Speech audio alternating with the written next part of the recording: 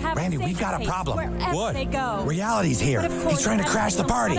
Reality? Who let him in? You're sad that people are mean? Well, I'm sorry. The world isn't one big liberal arts college campus. I don't have an agenda like I want people to do something. I need them to do something. I want them to avoid irrationality. I guess what interests me is just like what interests everybody else. It's just sort of what feels real. That was totally wicked!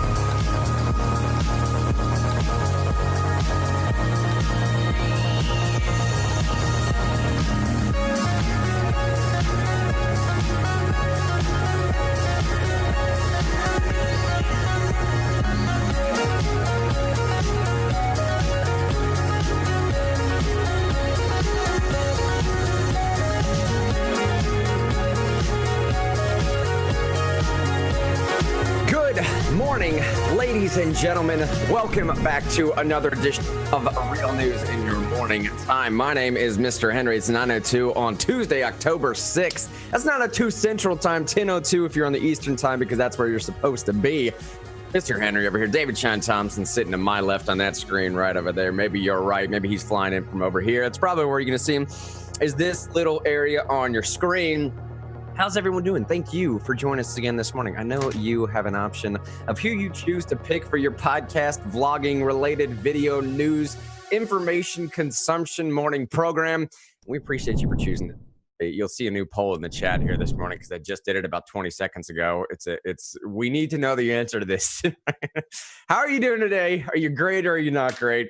That's going to make and break the difference between what's going on with this show. We like to start the show every single morning with a little something we do here called the Greatest Audience in the Nation Appreciation segment. During this segment, it's exactly like it sounds. We want to appreciate you. We want to encourage you. We want to edify you. We want to bring you up. We also want to, see how you're doing with things, where you're at in life. Do you have prayer concerns for something? Do you have needs for something? Do you have physical needs, financial needs, whatever else is going on? You have some medical stuff going on? If you need something, reach out to us. Let us know. We don't have the biggest community in the world, but I think we have one of the strongest communities in the United States and in this state for absolute certain is what I believe. So strong. So if you do have concern for something, if you do need something, get it off your chest or whatever, just want to let us know, like what books you're reading through, what novels you're into, what philosophy you're studying right now. I don't know, man. Throw it all out there. Put it in the chat. And speaking of the chat, we have the unified chat going right now. That means if you're watching on YouTube, Facebook, Twitch, wherever you're viewing this program from, and you so happen to comment, we will be able to see your comments, and so will everyone else. That's how we interact and grow and build as a family. Let us know about all that stuff. As you're putting that stuff in the chat, keeping everyone up to date, David Shine Thompson, buddy, it's our first show back in, almost over a week now. Over a week now, I want to say. David and I, Shine and I, we've been working pretty hard, beating the trails, man. But how you doing, buddy? How's stuff out in East Tennessee way?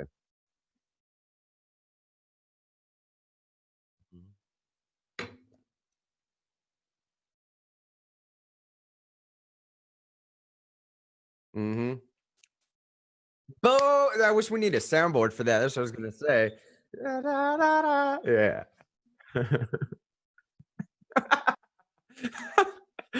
It was an awesome wedding, man. Yeah. That's right, yeah. The opposite of an underground bunker, right? Yeah. All right. That's true.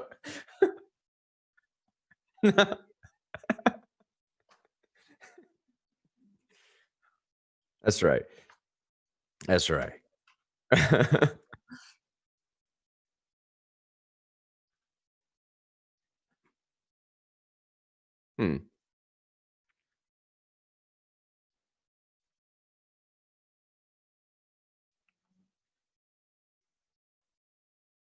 Yeah.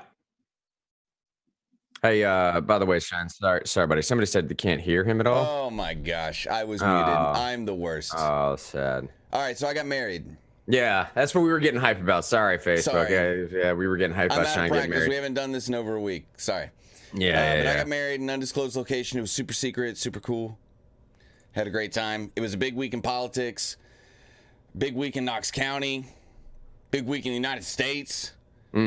I mean, the debate, just everything. I mean, Monday was taxes, right? Monday was Trump taxes.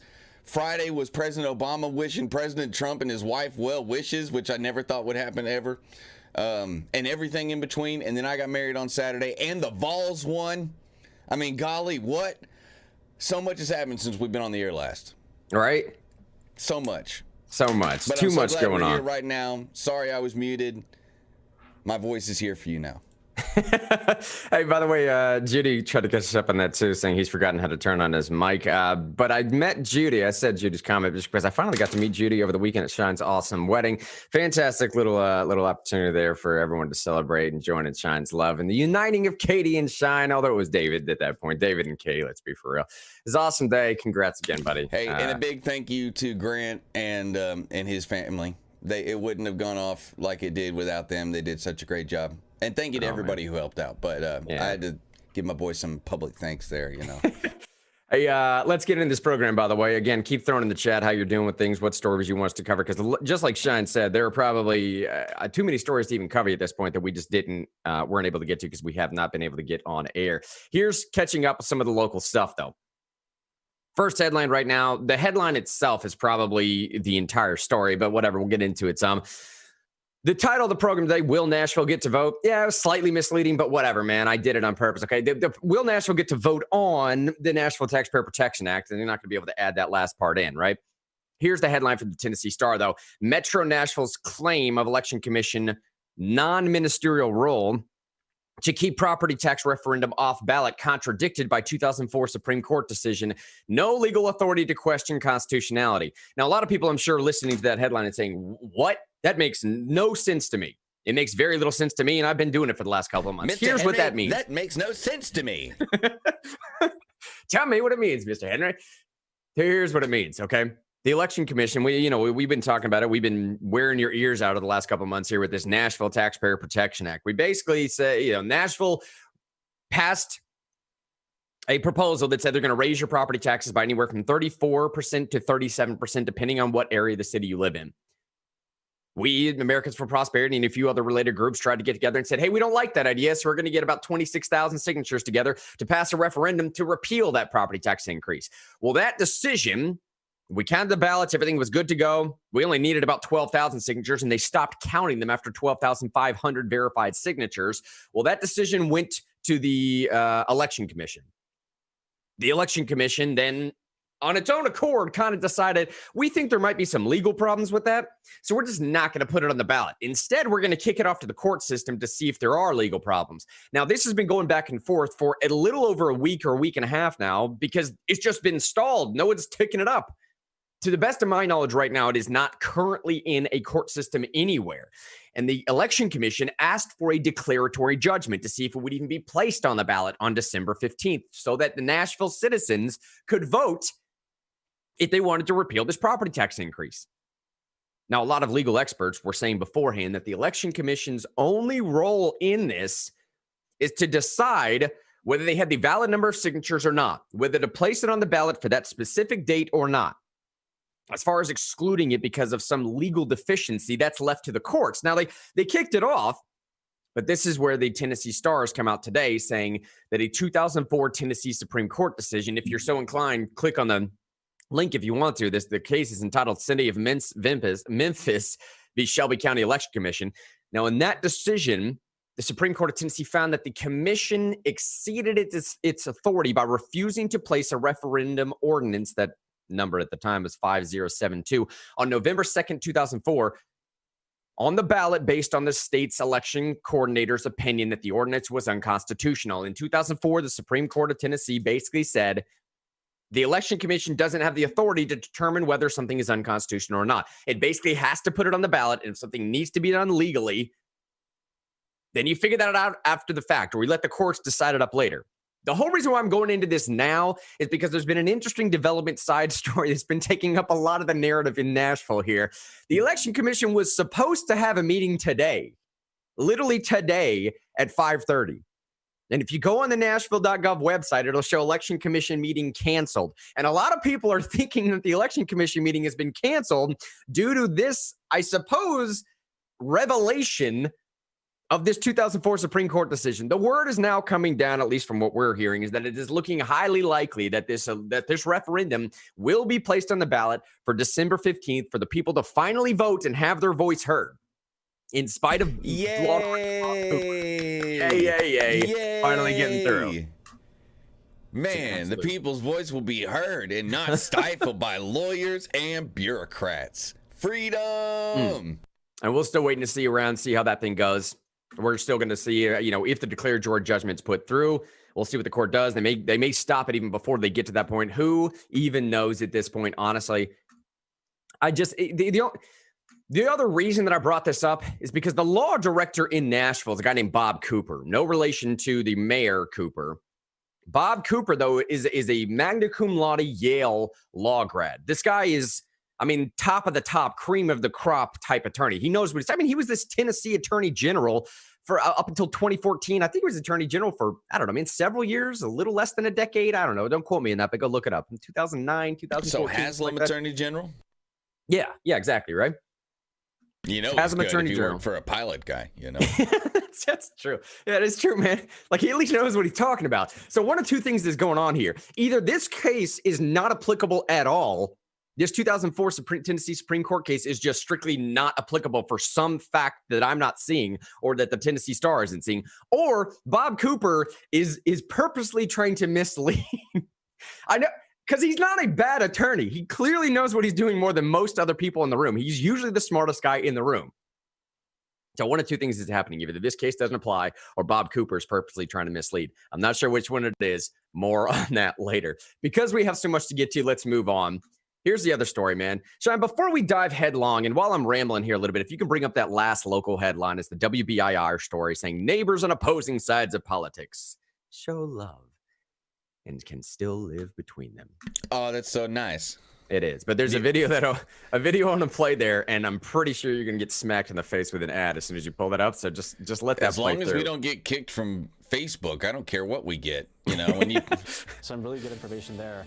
Well, as we get closer to the presidential election. Well, yeah, do you want to play it or not? Yeah, I just want to play this to set the tone before we get into the politics of things, man. More of this is all I'm saying. Implement this message as much as you can throughout your own daily lives in this heated political season. Watch a little bit of this. Go ahead. Some really good information there. Well, as we get closer to the presidential election, there is tension not only on the national stage, but within our very own communities. KB's Darren Shaharan spoke with two Cedar Park neighbors on opposing sides of politics, trying to change the narrative. It's all about loving my neighbor. A message that has gotten lost during this year's presidential campaign. Will you shut up, man? Listen, it's hard to get any word in with this clown. Excuse me, this Hey, this let me person. just say, there's nothing smart about you, Joe. The bickering on the national stage seeping down into the communities who support them. On our neighborhood page, I'd seen a lot of issues with people stealing signs, throwing paint on signs. Punching holes through them. A lot of bashing back and forth. I live right here. Marnie Linton and Tasha Hancock have been neighbors and friends for 6 years. She will come over and mow my yard. Oh, yeah, I mowed her yard the other day. And I will mow her yard. She brings us goodies. Linton, a Republican, and Hancock, a Democrat, wanted to change the narrative. I may think one way about one subject, and that's why I vote a certain way, but that doesn't run my whole life. That doesn't mean I'm a bad person or my kids are not good people and we're not a good family, and vice versa. Linton posted these photos to their Cedar Park neighborhood Facebook page, showing that there can be love between the two parties. It was crazy, and people were like, thank you for doing this. This is how it should be. Thank you for acting like adults. I think also it's about to demonstrate to our kids, we're both mothers, and to demonstrate to our kids that you can have different opinions, you can look different, and still respect and love one another. Even though they'll be checking different boxes on November 3rd, the duo said they will be riding to the polls together to make their voices heard. Go out and vote. Go out and vote. Wear your mask and vote. Yeah. In Cedar Wear your Park, mask and vote. Darren Shaharan. All right. Like, even though the story felt a little bit contrived. Oh, wasn't that nice? Oh, just want to hug a teddy bear. Hug a Democrat today, buddy. That's my whole message. All right, look, it did. This story felt a little bit contrived, but at the same time, even if it is a put together, somewhat, I don't know, you had to force a story to find a story type thing, whatever. I think the story is important to tell that type and deliver that type of message, especially with what do we have, like less than 30 days? Yeah, like until the election. right? That's a little bit. That's all I'm saying. We're in the home stretch, that's for sure. We're in the home stretch for sure. And all I'm saying is it's going to get weirder before it gets better. And during that time period, just remember what we always pitch on this program is it's highly likely that you have more in common with the Democrat living next door than you do with the Republican living in California. I think that is correct the overwhelming majority of the time. Not always. Not always, granted. Yeah, because I always. did meet at the Knox County Commission protest thing, whatever, last week. I met like 12 people who had just moved here from California, and they were actually pretty cool. But it does stand true. I mean, I'd say even Republicans in Texas or Republicans in Maine or whatever, you have more in common with the people who live in your community, period. And it's like you better, because you got to live with them. So lean into that. You got to live with these people. All right, let's jump straight to now. All right, the story at hand. You'll see on the headlines one or two things right now. Either the President Trump, his national stories section, by the way, realnewsradio.live, realnewsradio.live. Central landing place for all real news related things. You can find, I don't know, some mugs, some t-shirts. You can find some little book bags. You can also find links to all of our affiliate pages, mine's Twitter, Parler, Facebook, Twitch. I can't even remember half of them. Shine does a great job curating all those.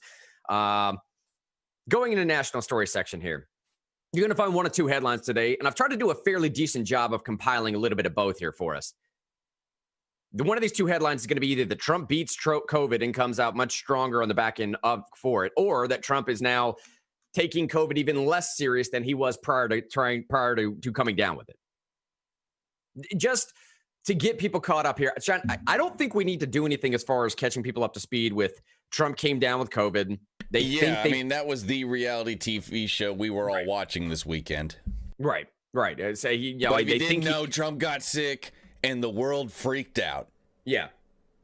And by the world, I mean people who don't like him. Well, and they think they've tracked it to that White House Rose Garden announcement of Amy Coney Barrett's confirmation or something, right? The honest media. Right. The honest media thinks they've tracked it down.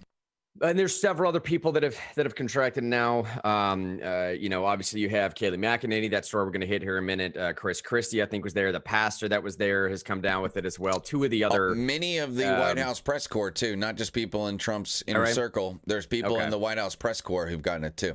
Well, there you go. So, okay, but there's a difference though. Testing positive, not diagnosed. Like Kayleigh McEnany is tested positive, but no symptoms at the moment. Gotcha. Which is a big difference, right? Oh, yeah.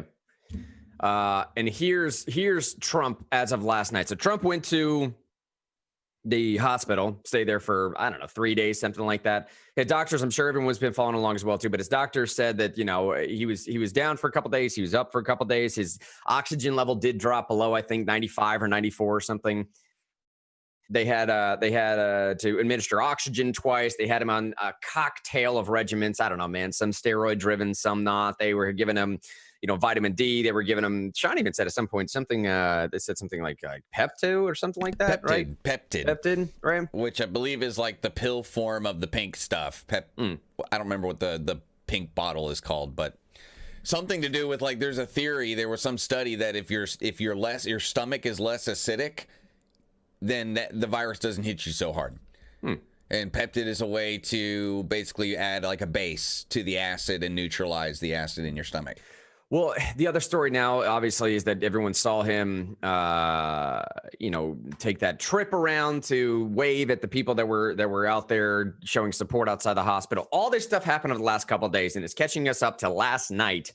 In very Trump fashion, he waited till exactly 7:05 to fly from the hospital to the front of the White House in Marine One and then walk up those stairs. And dude, I'm telling you, man, like the CNBC reporting was borderline on the verge of like, I hate this guy so much for wasting the entirety of the 30-minute segment. Because literally for 30 minutes in the nightly news from 6:30 to 7 Eastern time, it was just every national channel was focused on that helicopter. I mean, they were just dead paint, like center stuck on that helicopter, waiting for the president to do something. There was Monday Night Football going on. They were waiting to cut back to that. And nobody's watching football. No, I'm just talking about on the NBC when they were showing the game. Nobody's watching NBC. Nobody cares.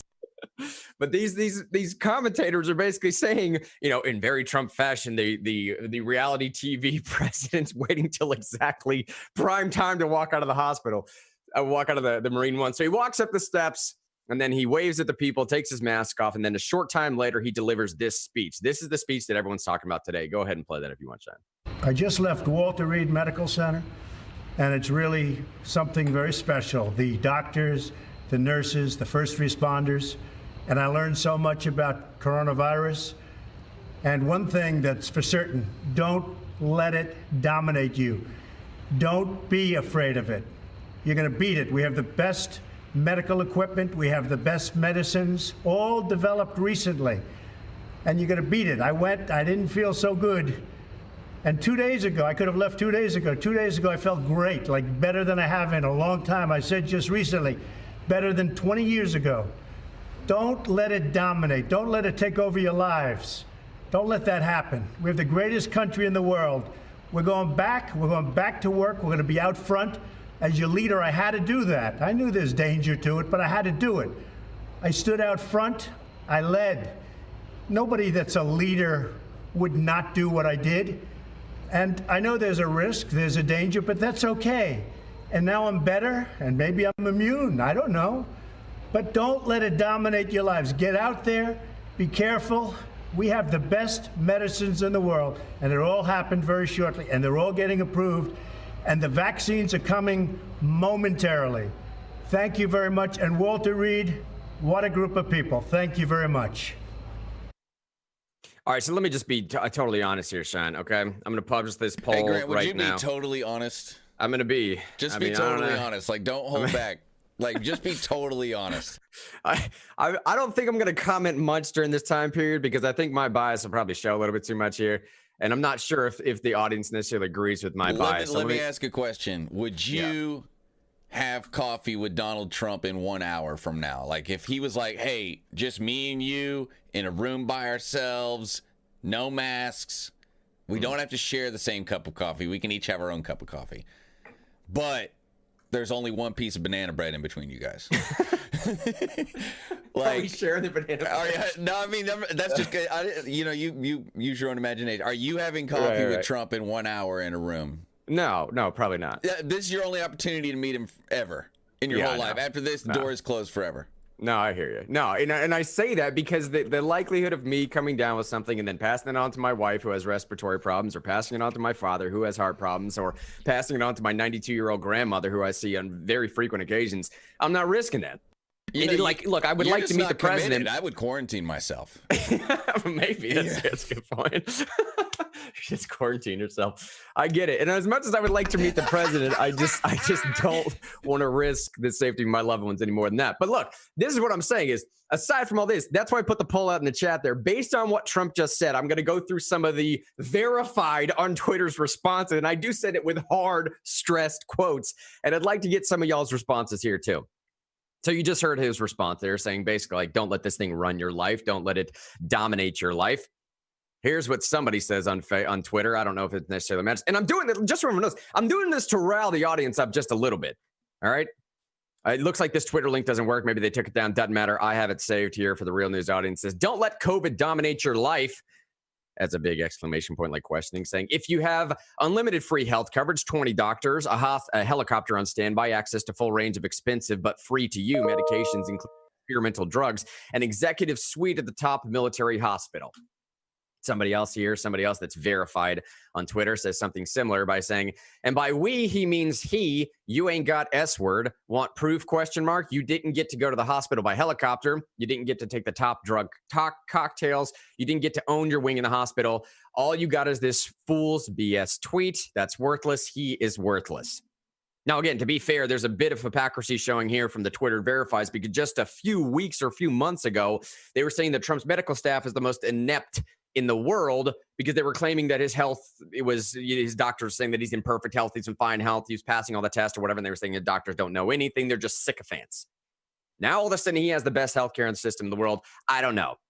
If I don't want to pull up, over the weekend he was either dying or faking it. Those were the only options, which are totally contradictory, because you can't be dying and faking it at the same time. But they were literally pushing. But there's a whole, like, this weekend was a perfect, I can hold multiple contradictory points in my head at the same time and push them all. This weekend was just a great example of, if you didn't know what cognitive dissonance it was before this weekend, now you know. Now you know. He's either got the worst medical care or the best medical care. Hospitals are either hospitals are where you go to fix yourself with COVID, or the president is the only person who can be fixed from COVID. You get what I'm saying? Yeah. All this cognitive dissonance is insane. The final one is this doctor. He his Twitter handle is literally Yujingu MD, letting everyone know I'm a medical doctor. I don't just have my PhD, let it be known. He's now become somewhat of a Twitter superstar verified during this COVID thing because he's the doctor that everyone wants to turn to when you want to hate Trump something. Wow. He's just basically telling the American people that COVID-19 is nothing to be afraid of because there are cutting edge therapeutics and an army of doctors available in the best hospitals just a helicopter ride away. He's so out of touch from the reality of the average American. Now, I will be totally honest here. Mr. Eugene MD, I would have loved to have heard that same response when we had 10,000 people marching in the streets of New York City. And look, man, the only point I'm making here is that if Mr. Henry, and speaking to third person, loves anything, he loves consistency. Continuity, when it comes to the argument of scientific realm, is very, very important. I don't know who to take seriously anymore, Sean, is basically what I'm saying. When Trump says something, it's awful. When you got 10,000 people marching out in the middle of the streets, it's not such a bad thing. Moreover, I remember the day that you and I played the clip where there was literally 20-something nurses and doctors lying down the street in New York City as thousands of people were walking by. I mean, okay, maybe some of them had masks on. Maybe 90% of them had masks on. I don't know, bro. But look how easily this thing transferred around in an outdoor setting at the Rose Garden. Had masks on. Okay, let's say that it was less than 10%. The point I'm making is, Sean, that look how easily some of this stuff transferred around in an outdoor setting at the Rose Garden, right? It transferred that easily whether we're sitting outside. Then it clearly could have transferred whether we're marking around the streets. But I had an entire hospital staff. Hey, good job, guys. Say we believe in your cause. Right? Okay, man. So is it or is it not? Does it transfer or does it not? Is it harmful or is it not? Should we be afraid of it or shouldn't we? I just like to claim now that science is not being as partisan as Trump was being in the speech is not just disingenuous. It is purposely misleading. That's my main problem with it. And frankly speaking, I do know there's a sense of scientific consensus on this. I do know that the scientific consensus on wearing masks has been there for arguably centuries. And because of that, I want to find somebody that can remain consistent in there somewhere. But I just don't know how you approach this topic at all without delving long into the cesspool that is the politics that surrounds all this, man. I'm done with it. I'm over it. I don't even know how to address it beyond that, man. I'll let Shine respond to him if he wants to, because I'm not even hitting the points that I'm sure people want me to hit, right? Like the actual things that Trump has said, the way that he's trying to encourage the American people. Maybe we shouldn't be afraid of it. I'm not even touching any of that stuff, right?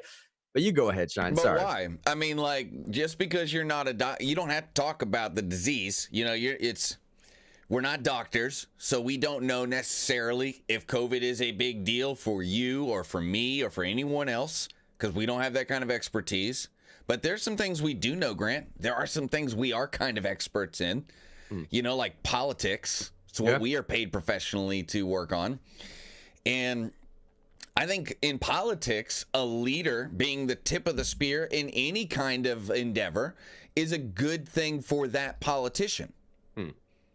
I think a politician magnifying the voice of their constituents' point of view, whether it be correct or not, that's not really the point. Politics is a debate, right?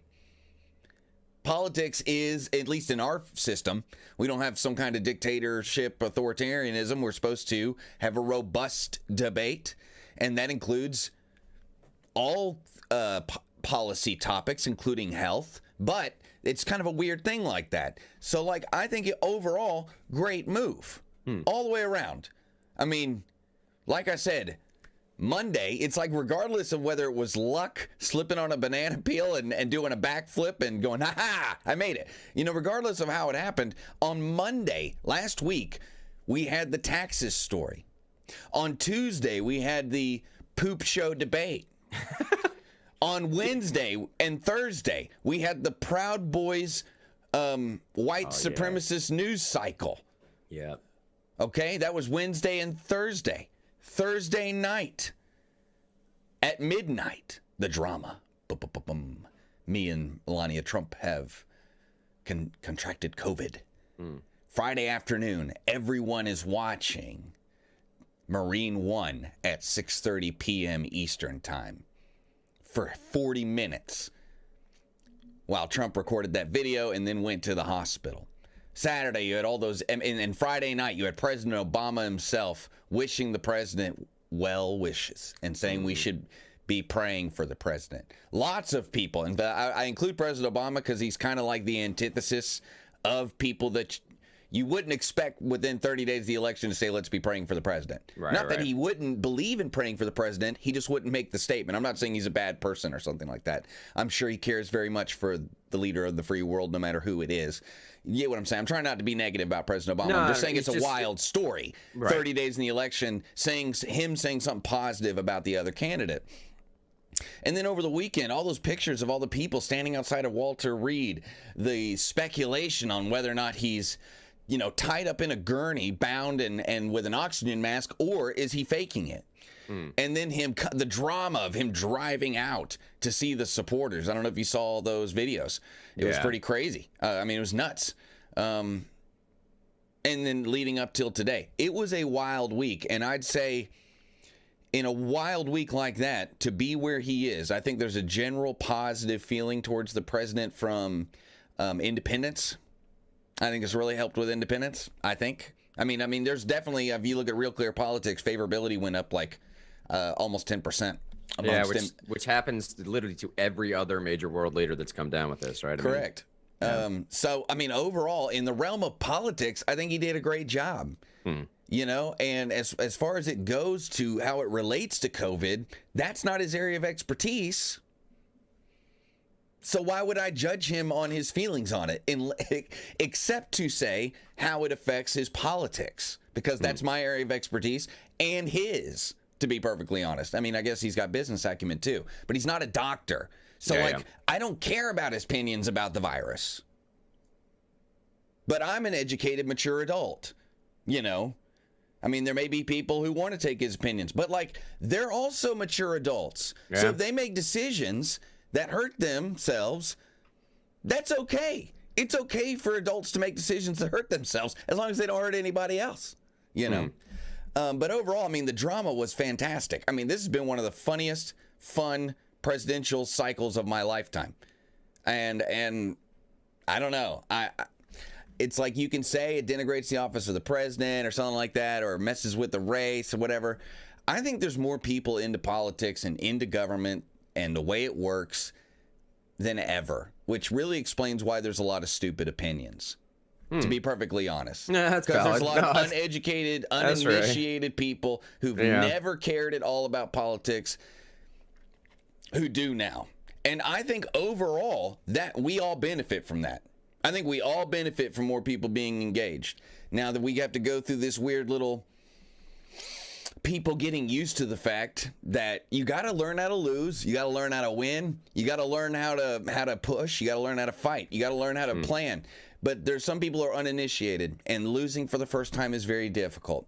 Planning for something, putting something into a lot of emotion into a candidate or an issue, and then losing hurts, and you have to learn how to do that. The first time I was initiated was being into Ron Paul, and when he dropped out after the Florida race in 2008, I went out on my porch and cried like a baby. I didn't scream, no! I didn't do that, but I was sad.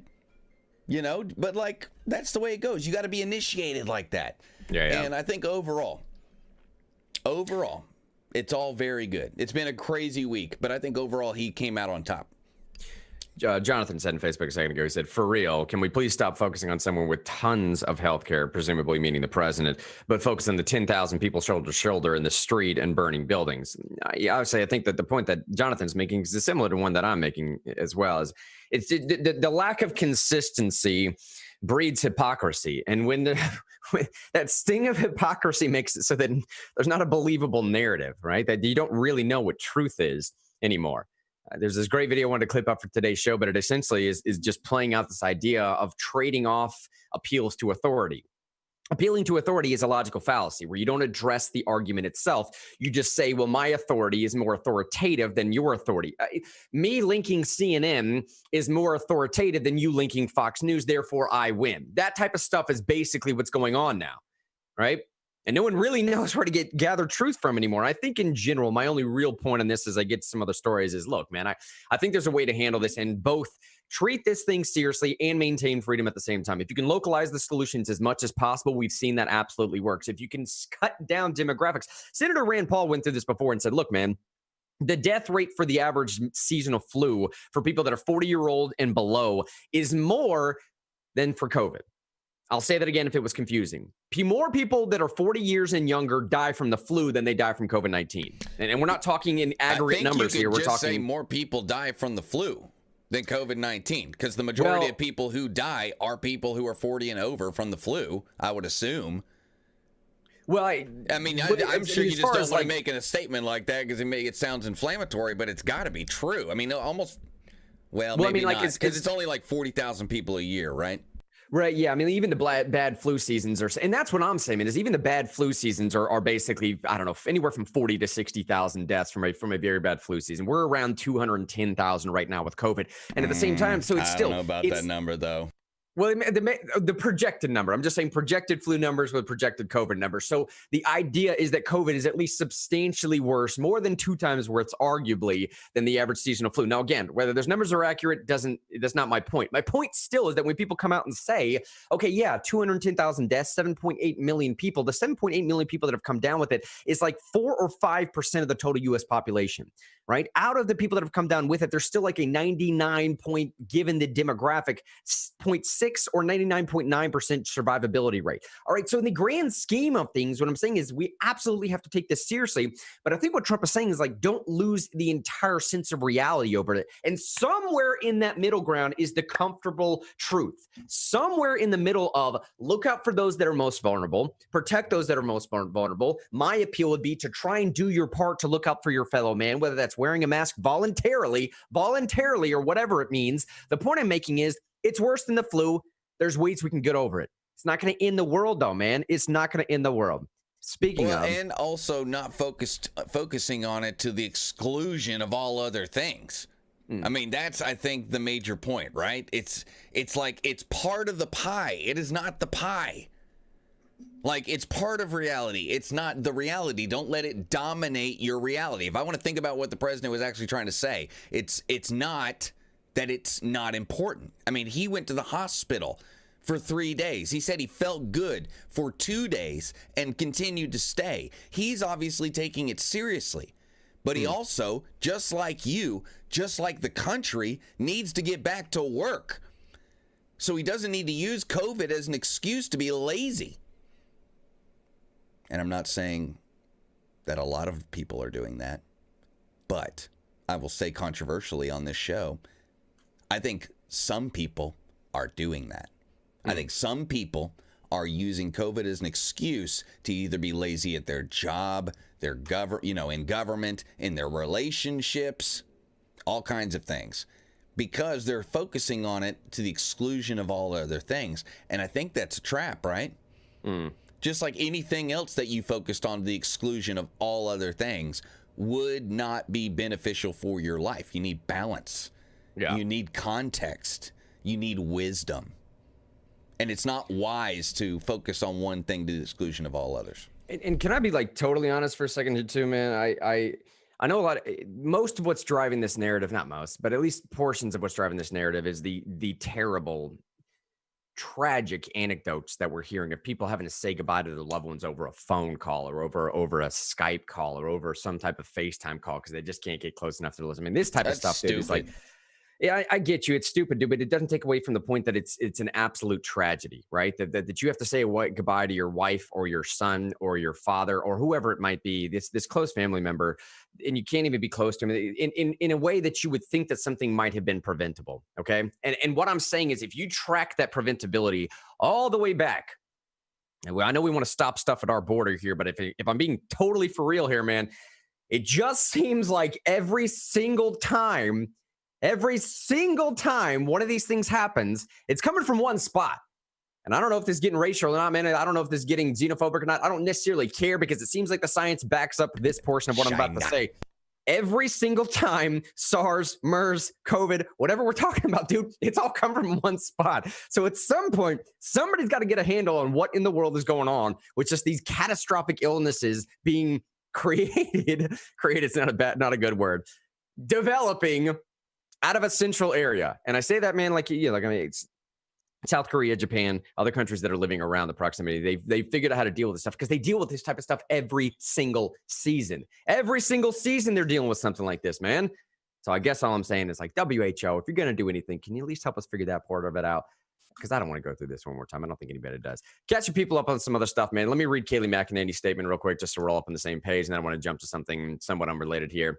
Kayleigh McEnany says, the White House press secretary, obviously this happened yesterday, day before, says, after testing negative consistently, including every day since Thursday, I tested positive for COVID-19 on Monday morning while experiencing no symptoms. No reporters, producers, or members of the press are listed as close contacts by the White House medical unit. Moreover, I definitely had no knowledge of Hope Hicks' diagnosis prior to holding a White House press briefing on Thursday. As an essential worker, I have worked diligently to provide needed information to the American people at this time. With my recent positive test, I will begin the quarantine process and will continue working on behalf of the American people remotely. So there is Kayleigh McEnany's stance on this. And honestly, man, just well wishes, prayers to everybody in the White House and beyond, journalists, everybody included, man, anybody that's been touched by this or going through this at all. I think that's basically what I'm going through here. But go ahead, Sean. Oh, I'm good. Okay. I wish her well and her family well as well. Because I know she was, I don't remember what it was, but she was some kind of sick right before she became press secretary. And I hope she doesn't have any like predisposed, you know what I'm saying? Like negative reactions because of that, you know? So hopefully she is safe. Yeah. Yeah. By the way, I honestly hope they shut down the White House press briefings for a week because, you know, some of the journalists are sick. And they're the ones talking about people working sick and they haven't like decided to quit working. So I hope that they're consistent too. Jonathan just said in Facebook too that WHO is owned by China. So my desires for the WHO to figure out something going on with all these diseases. We need a USHO, bro. I mean, why would we have a world anything? I mean, like, honestly, like 80% of the world has an opinion about the color of dirt outside their hut, and that's it, you know? I hate being like that, but like, what do they know? Like, China has 30 million people living in caves. What do they know? Or like, they have so many people, they can't focus on the individual. Why would we take their opinions? They don't have enough money or time or whatever, or smart people to take care of the individual. They always have to take care of the masses. And Europe has the money and the time, but they think like collectivists, so they're always thinking about the masses and not the individual. And then you go to any other country and they just don't have the technology to have an opinion, you know? Except for maybe like Japan and South Korea, but once again, the same issues. They have so many people, they have to think of everybody as a collective, and we just don't think that way. And I don't want to. So, like, why would we have a WHO? Why not just have a USHO? Every opinion from every other place would be distorted in a way that doesn't fit with the American system. No, you're right. That's a fantastic point. It really is. I mean, if we're going to use the input from the rest of the world when the rest of the world's culture, standard, rules of engagement has nothing to do with ours. Rules of engagement was a weird term to throw in there, but you get what I mean. No, but rules of engagement is pretty good though, Grant, because that collective versus individualist mindset. India too. India, Jonathan just said India, same problem. It's not like they don't care about their people. They don't have the time, resources, or enough smart people to deal with the people. You know, they have to think of it as a collective. Where we just don't have to. We have our ancestors built a world where even though we have 330 million people, we can think about the individual. But nobody else in the world has that or wants it. And I will say this, man, I think this time period in particular has been a difficult one for libertarians to figure out. And I say that because I lean libertarian, because I follow a bunch of other libertarians and they're writing, and they're completely split on this as well. But I think one thing that all libertarians across the board agree upon is like, look, man, you have the right to make terrible choices if you want to. You have the right to not have the government impose certain restrictions on your lives that are going to violate certain, constitutional principles.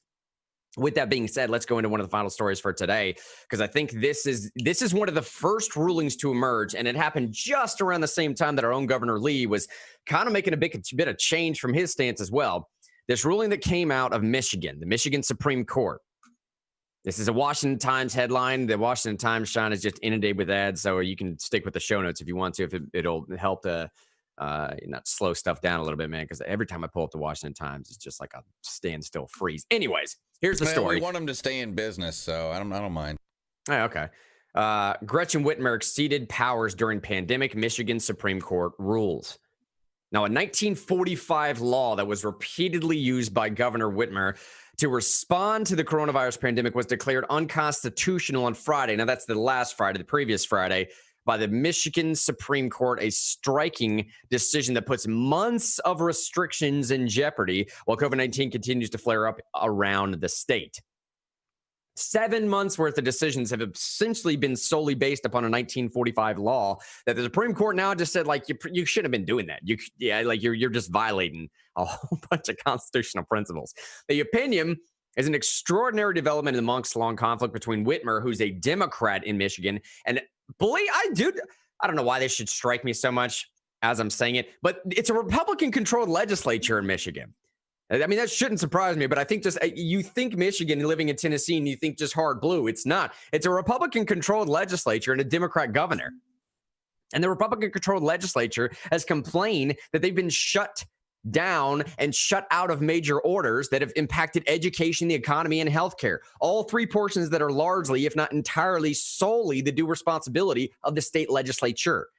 Now, coincidentally, the court's actions emerged on the same day that Whitmer's foes submitted more than 539,000 signatures in a bid to repeal the 1945 law.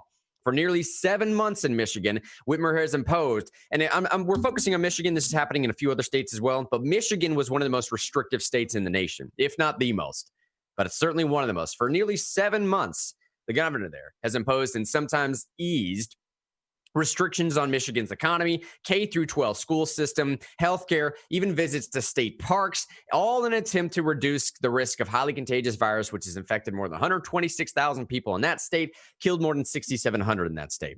Now, masks are required in enclosed public spaces and crowded outdoor places. Restaurants' capacity has always been limited to 50%. I mean, they've been shut down completely, but they've never gone past 50%, is what I'm saying. People must work remotely if they can. Indoor residential gatherings are capped at no more than 10 people. That's strictly affecting a lot of churches out there, I'd say. Republican officials said Whitmer should have continued to use the 1976 law instead of the 1945 law, which gives lawmakers a say in any emergency declarations after 28 days. So the situation in Michigan looks like this. Whitmer puts stuff down because she's governor. She says, hey, it's a time of executive emergency. I'm the executor. What I say reigns supreme. I'm going to use this 1945 law. The state legislature says, I don't know, hang on for a second. This 1976 law says you can do that for 28 days only. And afterwards, you have to give the people a little bit of a say. Because maybe out in Sticksville, Michigan, in the county where there's 4 people, it's not that big of a problem yet. Maybe let them do what they want to do. But maybe in the middle of, I don't know, Detroit or Ann Arbor or any other major city, your policies might work there. I don't know. Going on, the Supreme Court said that the 1945 public safety law used by Whitmer granted Michigan governors unchecked authority. Granted her unchecked authority. This is the exact quote. The act is an unlawful delegation of legislative power to the executive branch in violation of Michigan Constitution. Accordingly, the executive orders issued by the governor in response to the COVID-19 pandemic now lack any basis in Michigan law. And I'll say this right now, Sean, as I'm ending my little commentary on this, I'll kick into some responses for other people. Dude, if these legislators don't step up to the plate and actually do something about it, then this whole thing is for naught. I mean, let's be totally for real here for just a second. And one thing you cannot fault Whitmer for is taking the entirety of the blame of all of this. All right, it's her decision. She's been relying upon the 1945 law. Win, lose, or draw. If the thing goes into utter pandemonium and absolute bankruptcy, it's on her head. If she thrives and the economy still works and very few people die, she gets the credit for that, okay? If legislators now on the back end of this don't step up and don't want to take the blame, this is what I'm saying. In politics, this is a very different game. If they don't want to step up and take the blame, if they don't want to step up and make those hard decisions, if they don't want to step up and actually lead, then don't push this, man. Don't push this, because this is going to be a precedent that's set that I'm virtually certain will bleed into other states. And they need to impeach her. Hands down, right now, they need to impeach her, because the reason they had this court ruling is the legislature said in as a body, you can't do this in July or something like that. I think it was in June. And then that gave the standing in court for people to sue the governor, because there was current legislation saying you can't do this. And even still, Grant, I don't know if you got the follow-up from this, Whitmore basically made an announcement that the ruling wasn't going to take place for 30 days, even though that wasn't in the ruling.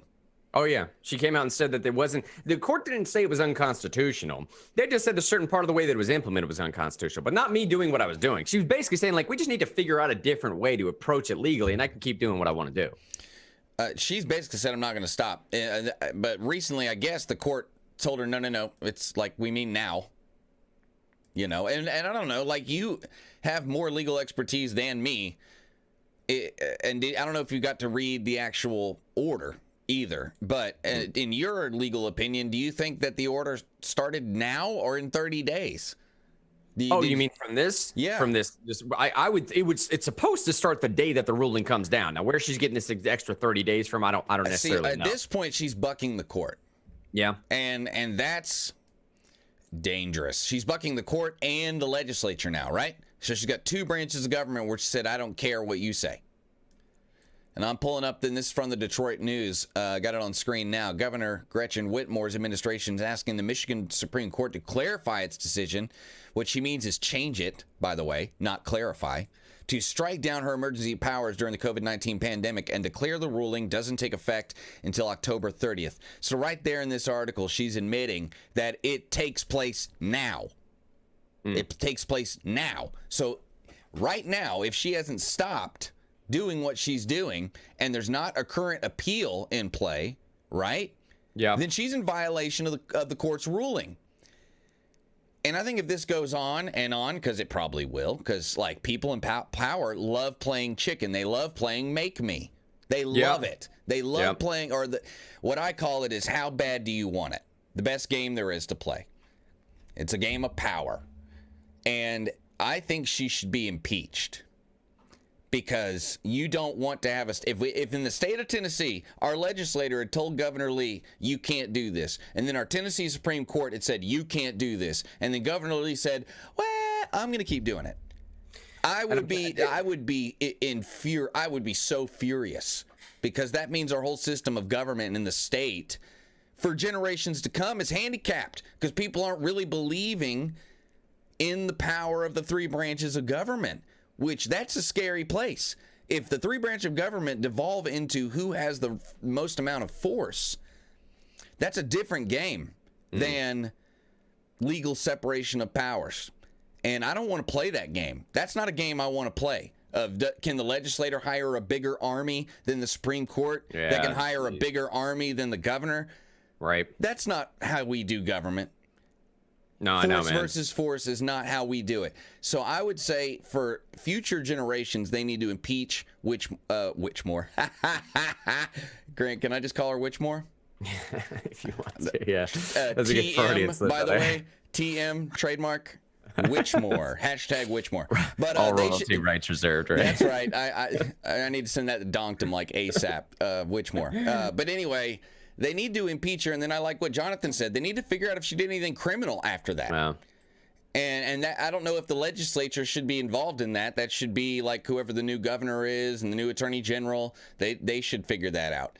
But I think that it's at least worth looking into, not as a matter of revenge, but as a matter of making sure in the future that we can do government in Michigan the way it's supposed to be done. And setting the precedent that if you step outside the bounds, you get in trouble. You got to do that with people who step outside the bounds, or you're just slipping 1, 2, 3, 4% closer to authoritarianism. You can't let this Overton window shift like that. Jessica said in Facebook a second ago, too, she said, sounds like Wolf in PA. She means, obviously, the Governor Tom Wolf there has been, governor since, I think, one term, 2015 or something like that. But this is what I'm saying, buddy. It's this style of thing and style of court ruling, I'd presume, is going to be happening in several states around the country. And again, yet one more time, let me just throw this out there. This type of stuff of politicizing the science and forcing people to do what you think they should do against their will it's not the way to convince someone. Right? In the classic philosophy, the classic philosophical approach of the term rhetoric, it used to mean like argumentation, of persuasion, of how do you convince someone to do something that they may not have wanted to do before. And it's not just sales tactics, man. It's presenting the best argument so that objectivity can rise to the top, as literally cream, as it rises to the top, as we separate wheat from chaff, all those great analogies you've heard in the past. This type of stuff, forcing someone to do something against their will, is not the way to get someone to do it. It's not going to change their minds. The further you politicize the science behind, the less ability you give people to actually have open conversations about what the science may or may not say, what medical professionals may or may not say. Look, man, I'll put it this way, okay? How likely do you think it would be that people would be more inclined to wear masks if we didn't have it shoved on our face every single day? If you just let us approach this in our own way, if you let the doctor speak to us, if you let the situation speak to us, if you let the anecdotes tell the story, if you let the data come out and convince every American. In the smaller counties, they probably wouldn't be doing it so much. In the major cities, they would all be doing it. And that's probably the way it should be handled. Okay? I think this stuff organically has a way to solve itself, much like life always does. We can figure out how to approach the situation. We can figure out how to do it. And I'll tell you one thing that's not going to let us help. It's not going to help at all. Shine, but I don't know if you can find this in the last couple of minutes of the show, but go down to the very bottom of the show notes section here. There's this people are struggling with the possibility of another 4 years of Trump. I want to see if you can play one video for me here. It's that Twitter link that's right underneath it. It's twitter.com/MAGAflowers, that account. So if got it. Play this video real quick, okay? Set it up. Yeah, this is basically I don't know, looks to be initially some girl that's suffering from some type of derangement, some sense of delusion. I would say possibly a legitimate version of mental illness. And I'm not just talking about Trump derangement syndrome, man. I'm talking about some girl who's literally blocking traffic from a Ford, what looks like Ford F-350. They're rolling into town for a Trump parade. I'm sure he has Trump flags on the back of his car, and she literally runs out in the middle of traffic, bro. Like the middle of traffic in a 4-lane intersection here going on, and just starts flipping the car off. I mean, you may not even need audio, or we can play the audio if you want to, but it doesn't matter. The audio is just on the phone. Get out of the way. Yeah. Pull the police and call the police. You got it.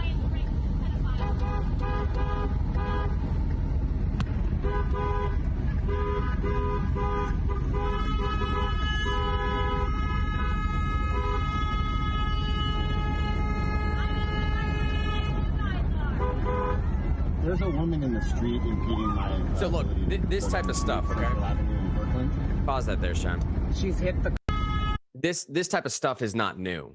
You might be thinking to yourself, like, why are you playing this? We see people blocking traffic all the time. Okay, but understand the difference in this video. This video right here is extremely important to focus on in the last couple of minutes of the show here, not just to book in the show. You know how we like to do that, Real News. You remember the first thing and the last thing you hear in long speeches, and the bookend to begin with was love your neighbor, man. Hug a Democrat today, man. Go find a Green Party member if you're a libertarian and figure some stuff out. Have conversations. Be compassionate towards one another. That's why we played that video clip in the begin with. And we end here now to say we push that message so much so this type of nonsensical trash doesn't happen. Here's why this is so important, though. Because it's a single individual. There is no group thing going on right now. There is no crowd to be associated with right now. It is just her. And I'm telling y'all, this book I'm going through right now, A Coddling of the American Mind, is just like blowing my mind with some of this revelation, man. They talk about this philosopher, the sociologist named Emile Durkheim. He obviously was born in 1858, died in 1917. And Durkheim was a French sociologist. And these new version sociologists are taking this Durkheimian approach and saying that you can kind of approach sociology in one of two perspectives here. Man, I don't know, something that's irreligious and something that's religious. And these folks are taking this Durkheimian approach and saying that what's happening now is that some of these people are taking this groupthink mentality and they're doing religious performative art pieces. Right? The reason why you'd see so much stuff on the street that looks as if it should be happening in a church, the washing of the feet, the kissing boots, the kneeling down, the reverential sort of prayers, the hands raised, the chanting in response, the call and response. The reason why you see so much of this stuff happening in the streets is because it's a practical, physical way to coax people and coach people in to quite literally change who they are. It's a primer. At the core, right? It's a primer. These rituals, there's a reason why they call them rituals. It's not just indoctrination. It's not just initiation. The ritualistic aspect of becoming a part of a group in the Durkheiming approach is to take the group, transform them, and then send individuals back out into society to act on their own outside of the group. And I'm telling you right now, dude, this is it. That's it. Some random little 19-year-old girl standing in front of a F-350, a work truck, by herself. There's no group here, man. She's been totally convinced by the ritual, the people that she hangs out with, that what she's doing is not only justified, that she is not deranged somehow. This is deluded behavior. This is verging on psychosis. But she now feels totally normal, totally justified because of the ritual of groupthink, man. I'm telling you, dude. I'm seeing this stuff happen in front of my face. I mean, y'all may not follow me too much. You may not want to follow me all the way down this Durkheimian split in sociology and that she's been somehow brainwashed. I don't know, whatever. You don't have to, but you do have to agree with this part, okay? This little girl is manipulable. She's malleable. She can be easily influenced. Some of us, some people that are speaking legitimate truth of love, compassion, kindness, that don't stand in front of freaking traffic to convince someone of your ways. We could have gotten this girl. Somebody could have saved her from all this. That's the point that we try and preach her with Real News all the time. Through love and compassion and being genuinely open to another human being's ideas and hearing them out. There's something about our pitch that we need to revolutionize and change as we're in the program here, man. I'm telling you. There's something about the way that we can approach these people. She is obviously not just desperate for attention, but desperate for worth, value, to be recognized, that her existence means something. Meaning in life is what drives all of this stuff. It's what drove this girl, who can't be more than $1.05 soaking wet. It's what drove her to go stand out in front of the middle of traffic, man. She's desperately searching for meaning somewhere. She's desperately searching for violence, and she's going to find it. You call it meaning. She's searching for that, like, what do you call it? Event horizon, where she can go to the next level in the group, you know? I mean, I don't know. I'll get more into that maybe in a future episode, but the initiation continues, is what I'll say that. It's not like the end goal is to get people to stand in traffic. It goes further than that. That's true. That part's true. Yeah, the end goal is not just like go throw yourself in front of a truck, right? That's just that's when you know you broke the mold, right? Is when that she's fully initiated, right? But there's what do you call it? Like in masonry, there's like degrees, right? And she's like on degree 15, but there's 30 of them. It'll keep getting worse. Hey, by the way, as we end the program here, let me hit some of Jonathan's comments on Facebook. She says, oh goodness, she's endangered her own life. She should be arrested. There's the cop. There was a cop. Was there a cop in the background? I didn't even see that. He linked to his story, say pre-filled absentee ballot applications allowed by judge. Well, that's a problem. Let me open this story up somewhere else. We'll hit that tomorrow. It says, I know one of their senators, Iowa's going down the drain. Point of no return event horizon. I love each and every one of y'all since